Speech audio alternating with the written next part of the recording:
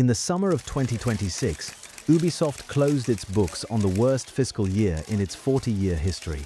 A record operating loss, a stock that had shed roughly 90% of its value.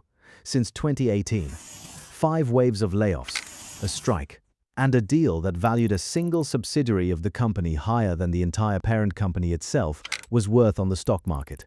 This was the publisher that gave the world Assassin's Creed, Far Cry, and Rainbow Six.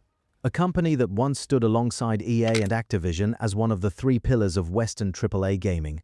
Its games were still selling. Its franchises were still recognizable in almost every corner of the globe. And yet, by nearly every financial measure, Ubisoft was collapsing.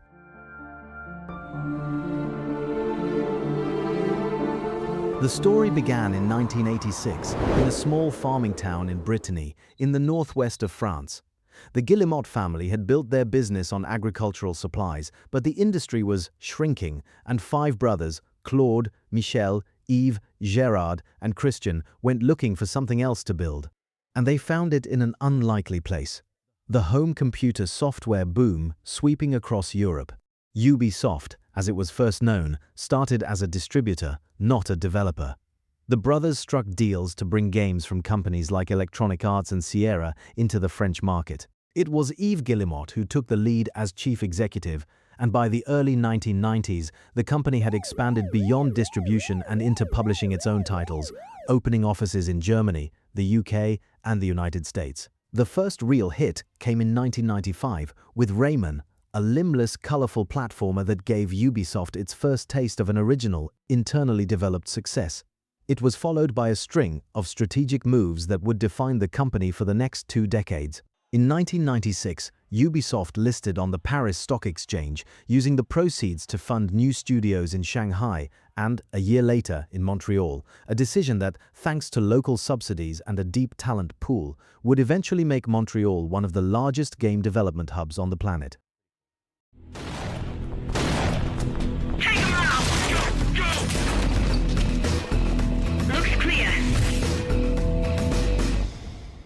In 2000, Ubisoft acquired Red Storm Entertainment, securing the rights to Tom Clancy's name and universe. That single acquisition gave the company Splinter Cell, Rainbow Six, and Ghost Recon, 3 franchises that would generate billions over the following decades.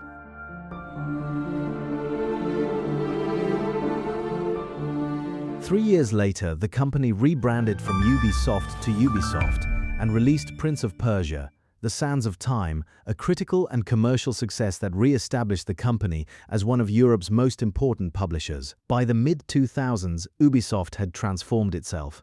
It was no longer a distributor with a side business in games.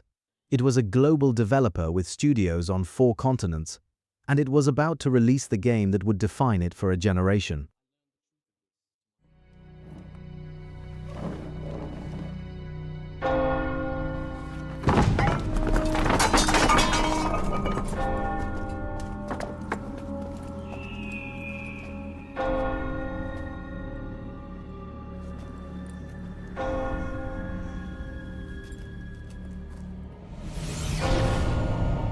Assassin's Creed launched in 2007, built by a team at Ubisoft Montreal that had originally been developing a Prince of Persia sequel.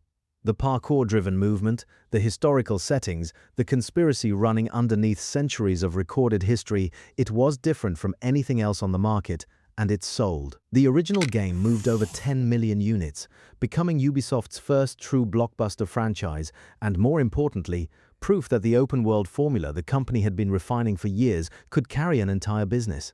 Through the 2010s, Ubisoft built itself into an entertainment conglomerate. Far Cry evolved into a signature open-world shooter series.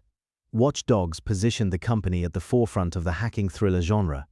Just Dance became a mainstream, mass-market phenomenon far outside gaming's usual audience. The company pushed into mobile and free-to-play with acquisitions like Ketchup, diversifying revenue in a way few of its competitors matched at the time. It also survived an existential threat. Between 2015 and 2018, the French media conglomerate Vivendi mounted what was widely described as a hostile takeover attempt, quietly buying up Ubisoft shares. The Guillemot family fought back, rallying other shareholders and eventually forcing Vivendi to sell its stake, preserving family control of the company. It was, at the time, framed as a triumphant defense of creative independence. By the late 2010s, Ubisoft's valuation had climbed past $6 billion. It employed more than 17,000 people across dozens of studios. Assassin's Creed alone had become one of the best-selling franchises in the industry. On paper, this was a company at the height of its power. But underneath the growth, a different story was already being written, one that had nothing to do with sales figures. In the summer of 2020, a story surfaced. Following an investigation by the French outlets Libération and Numerama, and a wave of testimonies shared publicly by current and former employees, Ubisoft was forced to confront allegations of a deeply toxic internal culture, particularly within its French and Canadian studios. The most senior figure implicated was Serge Hascoët, Ubisoft's chief creative officer and, by most accounts, the company's second most powerful executive. Hascoët held enormous influence over which games got made and which got cancelled, and he was described in reporting as effectively untouchable. He resigned, along with Yanis Malat, head of Ubisoft's Canadian studios, and Cécile Cornet, the company's global head of human resources. Two other executives, Thomas Francois and Maxime Bayland, were also removed following direct allegations against them. CEO Yves Guillemot publicly acknowledged that the company had, in his words, fallen short of its obligation to guarantee a safe workplace and promised structural change. Years later, in 2025, three former executives, Hascoët, Francois, and game director Guillaume Patroux, stood trial in France on charges including psychological harassment and sexual harassment, with one of them additionally facing a charge of attempted sexual assault. All three denied the allegations. For a company whose public identity had always been built on its franchises rather than its leadership, the 2020 scandal did lasting damage. It cost Ubisoft senior institutional knowledge at exactly the moment the industry around it was accelerating. And it came just as the company's development model was starting to show its own cracks. Through the back half of the 2010s and into the 2020s, Ubisoft doubled down on a specific strategy: scale. Bigger open worlds, longer development cycles, higher production budgets. Assassin's Creed titles like Origins, Odyssey, and Valhalla grew larger with nearly every installment. And for a while, the strategy worked. Valhalla in particular performed well commercially. But scale raises the cost of failure. A game that takes 6 years and hundreds of millions of dollars to build needs to sell at a level few titles ever reach just to break even. And Ubisoft, alongside almost every other major publisher, had also bet heavily on live service games. Titles designed to be played and monetized for years after launch. Several of these bets failed to land. Skull and Bones spent roughly a decade in development before its 2024 release and underperformed. Other unannounced live service projects were quietly cancelled outright. Meanwhile, the broader landscape had shifted. Subscription services and platforms like Xbox Game Pass were changing how players discovered and paid for games. Competitors were consolidating. Microsoft's acquisition of Activision Blizzard closed in 2023, with Ubisoft itself playing an unusual supporting role by taking on the cloud streaming rights for Activision Blizzard titles as part of the deal's regulatory resolution. Ubisoft's stock, meanwhile, had entered a prolonged decline. Shares fell over 50% in 2021, over 40% again in 2022, and continued sliding through 2024 and 2025. By early 2026, the company's market value had fallen from more than 12 billion euros at its peak to under 2 billion. This was not a crash. It was a slow, multi-year unwinding of investor confidence. The pressure came to a head in fiscal year 2025 to 2026. Ubisoft's headcount, which had peaked at roughly 20,000 employees in 2022, had already been shrinking for years through studio closures and layoffs. Ubisoft London, Ubisoft Leamington, and reductions across Düsseldorf, Stockholm, and Reflections. Then, on January 21st and 22nd of 2026, the company announced a major restructuring. 6 games cancelled, 7 more delayed, and 2 more studios, Ubisoft Stockholm and the newly unionized Ubisoft Halifax, confirmed for closure. The stock dropped 34% in a single day. Unionized staff in France staged walkouts over return-to-office mandates and job security, part of a broader wave of unrest across the games industry that year. By the time Ubisoft reported its full fiscal year results in May 2026, the numbers were stark: a record operating loss of roughly 1.3 billion euros, and net bookings down more than 17% year-over-year, despite a strong showing from Assassin's Creed Shadows, which had launched the previous March. In the middle of the crisis, Ubisoft made a move that reshaped its entire structure.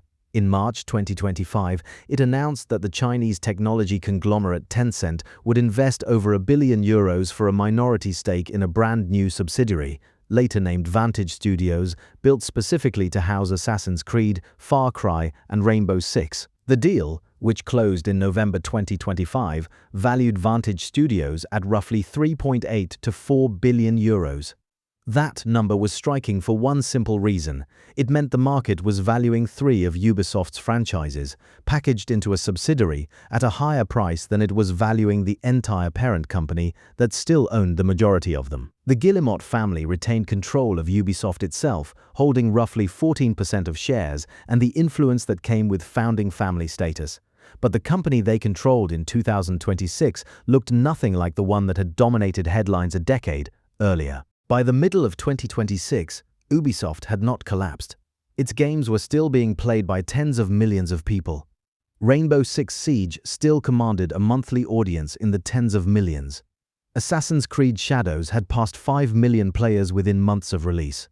The company was not, in the strictest sense, dying, but it was no longer the company that had once fought off a hostile takeover to preserve its independence, or the company that had built some of the most recognizable franchises in gaming almost entirely through internal organic growth. It had become a case study, cited across the games industry, in how a AAA publisher could keep selling games while steadily losing the confidence of everyone who financed it. The rise of Ubisoft was built on patient bets. A distributor that decided to make its own games, a family that reinvested in new markets and new studios, a creative team that turned a cancelled Prince of Persia sequel into Assassin's Creed. The fall was built on the opposite pattern: a slow accumulation of costs, cultural failures, and missed bets that no single headline ever fully captured, but that together added up to the worst year in the company's history.